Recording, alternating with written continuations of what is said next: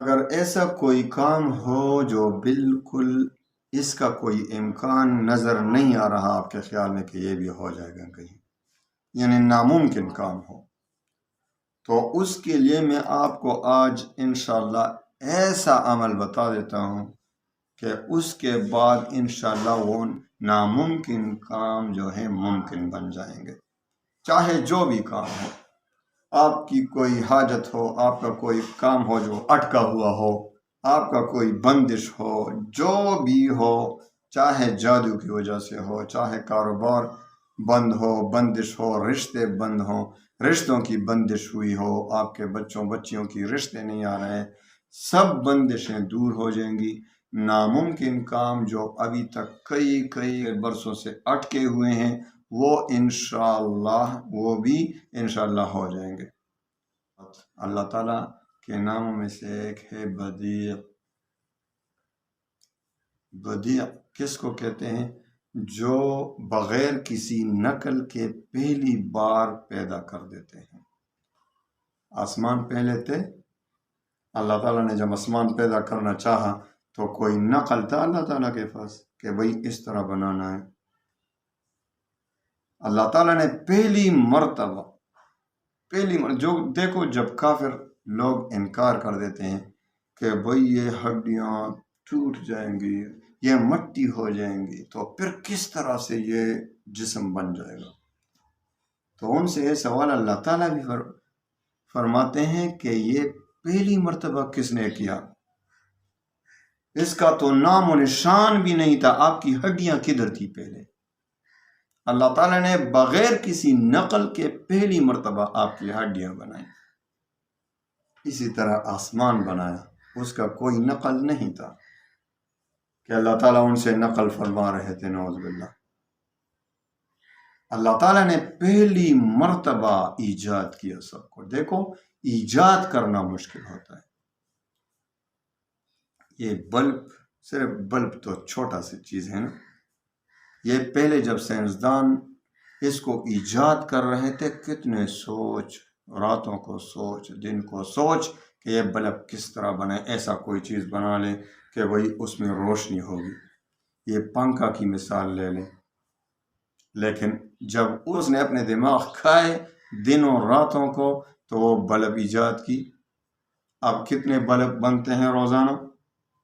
اب دوبارہ تو چیز بنانا آسان ہوتا ہے نا، آپ کو سمجھانے کے لیے کہہ رہا ہوں۔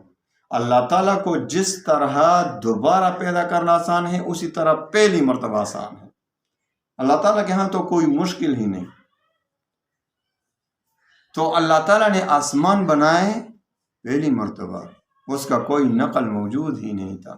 تو اللہ تعالیٰ بدیع السماوات والارض، قرآن میں بھی آتا ہے بدیع السماوات والارض، آسمانوں اور زمین کو پہلی بار پیدا کرنے والا۔ تو یہی وظیفہ آپ کریں، ایسا کام جو آپ کے خیال میں پیدا ہو ہی نہیں سکتا، آپ کے خیال میں بالکل اس کام کے کرنے کا، ہونے کا کوئی امکان ہی نہیں، تو آپ نے 1100 بار روزانہ پڑھنا ہے۔ کتنے؟ 1100 بار، اول و آخر 11 بار درود شریف، اور 1100 بار عشاء کی نماز کے بعد 21 روز تک پڑھیں یہ وظیفہ۔ کس کام کے لیے؟ جو بھی کام آپ کے خیال میں بالکل ناممکن ہو۔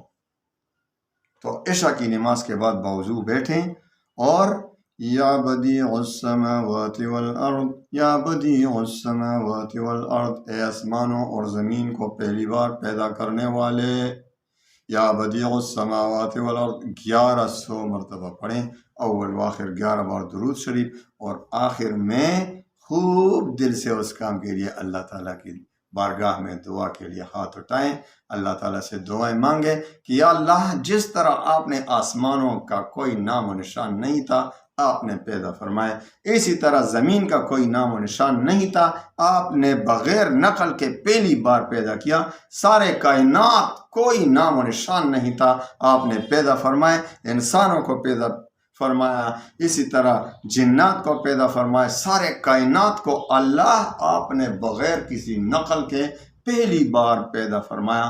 میرا کام کیا مشکل ہے آپ کے لیے، میرا جو کام اٹکا ہوا ہے نہیں ہو رہا، آپ کے سوا کون ہے جو یہ کرے گا؟ آپ یقین کریں 21 دن ابھی پورے نہیں ہوئے ہوں گے کہ انشاءاللہ وہ اٹکا ہوا کام نکل آئے گا۔ اللہ تعالیٰ آپ کی وہ حاجت، وہ کام جو آپ کے خیال میں ناممکن ہے، وہ ممکن بن جائے گا۔ تو اس پر عمل شروع کریں، آج سے شروع کریں۔ آپ کو اجازت ہے، خوب دل سے اجازت ہے کہ مسلمانوں کی پریشانیاں دور ہوں تو انشاءاللہ ہمیں بھی سکون ہوگا، کیونکہ ہم بعض اوقات خود پریشان رہتے ہیں تو بڑا انسان کو بڑی تکلیف ہوتی ہے۔ اللہ تعالیٰ تمام مسلمانوں کی پریشانیوں کو ختم فرمائے۔ تو آپ یہ وظیفہ شروع کریں، عشاء کی نماز کے بعد 21 دن تک انشاءاللہ تمام مشکلات جس مقصد کے لیے آپ کہیں، آپ یہ وظیفہ کریں گے، انشاءاللہ وہی مقصد انشاءاللہ غیب کے خزانوں سے پورا ہوگا، اللہ تعالیٰ ہی اس کو پورا کرے گا انشاءاللہ۔ اللہ تعالیٰ ہمارا مشکل کشا ہے، اللہ تعالیٰ ہمارا حاجت روا ہے، اللہ تعالیٰ تمام مسلمانوں پر رحم فرمائے۔ وآخر دعوانا ان الحمد للہ رب